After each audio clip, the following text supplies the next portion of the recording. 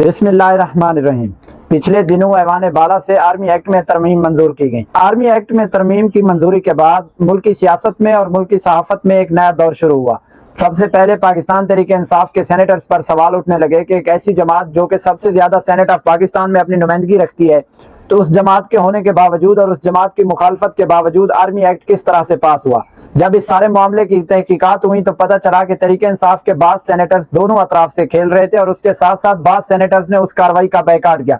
بعض سینیٹرز کی کارروائی کا بائیکاٹ کرنے کی وجہ سے بھی آرمی ایکٹ میں ترمیم منظور ہوئی۔ اس سارے کا پتہ جب چیئرمین تحریک انصاف عمران خان کو چلا تو کل تحریک انصاف کی کور کمیٹی کا اجلاس ہوا۔ تحریک انصاف کی کور کمیٹی کی صدارت عمران خان نے کی، اور اس اجلاس میں ملک کی سیاسی صورتحال اور اس کے ساتھ ساتھ آنے والے انتخابات کے حوالے سے تبادلہ خیال ہوا۔ تحریک انصاف کے سینیٹرز کے رویے پر اور ان کے ساتھ ساتھ جس طرح سے انہوں نے سینٹ آف پاکستان سے آرمی ایکٹ کی ترمیم کو منظور کرایا، ان کے اس بیہیویئر پر بھی بات ہوئی۔ تحریک انصاف کے چیئرمین عمران خان نے سختی سے اس سارے معاملے کی تحقیقات کے لیے شبلی فراز کو نامزد کیا، اور شبلی فراز کے ہی ماتحت ایک رکنی کمیشن یعنی شبلی فراز فرد واحد ہی ہوں گے جو کہ اس سارے معاملے کی تحقیقات کریں گے، اور چیئرمین تحریک انصاف عمران خان کو رپورٹ پیش کریں گے کہ سینٹ آف پاکستان سے آرمی ایکٹ میں جو ترمیم منظور ہوئی اس میں کون سا سینیٹر کس طرف سے کھیل رہا تھا اور انہوں نے کیا کیا کردار ادا کیا۔ جب یہ ساری باتیں سینٹ آف پاکستان میں اور اس کے ساتھ ساتھ پاکستان کے میڈیا پر چل رہی تھیں تو اس وقت بعض لوگ مختلف قسم کی افواہیں پھیلا رہے تھے۔ تو فواد چودھری صاحب کے بھائی فیصل چودھری صاحب نے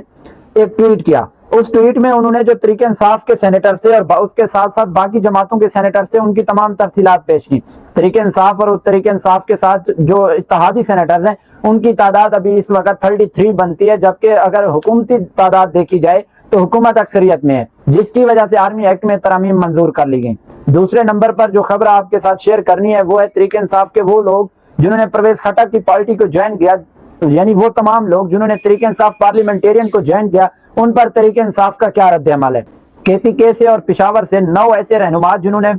بانگ دو تحریک انصاف پارلیمنٹیرین کو جوائن کیا، ان تمام کو تحریک انصاف نے اپنی پارٹی سے بے دخل کر دیا اور ان کی بنیادی رکنیت ختم کر دی۔ وہ تمام لوگ جن کی بنیادی رکنیت ختم ہوئی، کل تحریک انصاف کے جنرل سیکرٹری عمر ایوب کے نوٹیفیکیشن کے ساتھ ان کو نوٹس جاری کر دیا گیا۔ ان تمام کے نام میں آپ کے سامنے رکھنا چاہوں گا۔ ان میں سب سے پہلا نام سابقہ وزیر اعلیٰ محمود خان، ظہور شاکر، ولسن وزیر، ضیاء اللہ بنگے، شاہ فیصل، اور اس کے ساتھ ساتھ سید اقبال میاں، شوکت علی، شیر اکبر خان اور صالح محمد، ندیم خیال، مفتی عبید اللہ، یعنی وہ تمام 9 لوگ جنہوں نے تحریک انصاف کو دغا دیا اور تحریک انصاف پارلیمنٹیرین میں شمولیت اختیار کی۔ ان تمام تحریک انصاف یعنی وہ تحریک انصاف جو کہ اصل تحریک انصاف ہے، عمران خان کی تحریک انصاف سے ان کا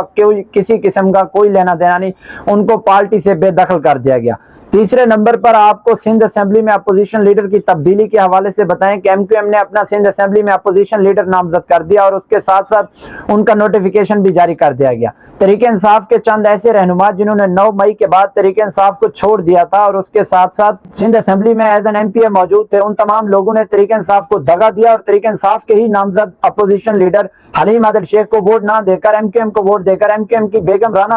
رانا علی کو جو ہے اپوزیشن لیڈر مقرر کر دیا۔ اس پر بھی تحریک انصاف کی کور کمیٹی میں بات ہوئی اور تحریک انصاف کے چیئرمین عمران خان نے ان تمام لوگوں کو جنہوں نے تحریک انصاف کے ساتھ دغا کیا اور تحریک انصاف کے امیدوار کو ووٹ نہ دے کر ایم کیو ایم کے امیدوار کو ووٹ دے کر اپوزیشن لیڈر نامزد کیا، ان تمام کو بھی شوکس نوٹس جاری کر دیے۔ ان تمام لوگوں کے نام اگر میں آپ کے سامنے رکھنا چاہوں تو ان میں سید عمران علی شاہ، سنجے گنگوانی، لکھوانی صاحب، سچل صاحب کے ساتھ ساتھ علی محمد عزیز، کریم بخش گبول، بلال احمد، جبکہ عمر عمیری بھی اس فہرست میں شامل ہیں۔ یعنی یہ تمام لوگ جنہوں نے اپوزیشن لیڈر میں تحریک انصاف کی حمایت کردہ رہنما کو چھوڑ کر ایم کیو ایم کے امیدوار کو ووٹ دے کر ایم کیو ایم کا اپوزیشن لیڈر بنوایا، ان تمام کو بھی پارٹی کے سیکرٹری جنرل عمر ایوب کی جانب سے شوکس نوٹس جاری کرتے ہوئے جواب طلب کر لیا گیا۔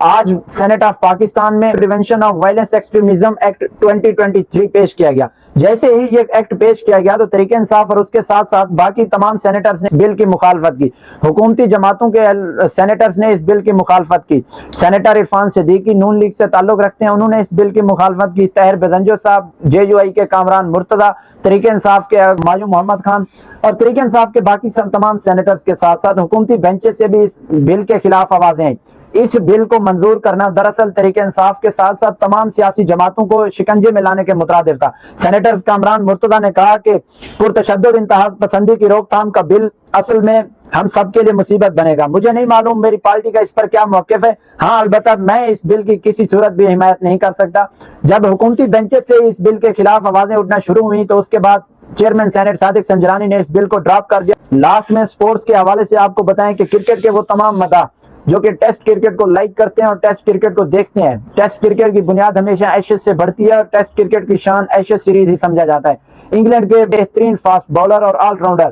کسی زمانے میں جنہیں 6 چھکے بھی لگے تھے، اسٹیورٹ براڈ نے اپنی ٹیسٹ کرکٹ سے ریٹائرمنٹ کا اعلان کر دیا۔ اسٹیورٹ براڈ وہ ٹیسٹ کرکٹر ہیں جنہوں نے 600 سے زائد ٹیسٹ وکٹیں لی، یعنی وہ چند ان گریٹس کی لسٹ میں شامل ہو گئے جنہوں نے ٹیسٹ کرکٹ میں 600 سے زائد وکٹیں لی، اور اس کے ساتھ ساتھ چند ان گریٹس کی لسٹ میں شامل ہیں جنہوں نے سب سے زیادہ ٹیسٹ کرکٹ کھیلی۔ ٹیسٹ کرکٹ میں سب سے زیادہ میچز کھیلنے کا اعزاز انڈین کے سچن ٹنڈولکر کو ہے، اس کے بعد جیمز اینڈرسن نے 183 میچز کھیلے ہوئے ہیں، جبکہ اسٹیورٹ براڈ نے 167 میچ کھیل کر آج وہ اپنا آخری میچ کھیل رہے ہیں اور اس کے بعد انہوں نے ایشز سے ریٹائرمنٹ کا اعلان کر دیا۔ یہ تھی اب تک کی اہم ڈیولپمنٹ، آپ سے پھر ملاقات ہوتی ہے کل، تب تک اجازت دیجیے، اللہ حافظ۔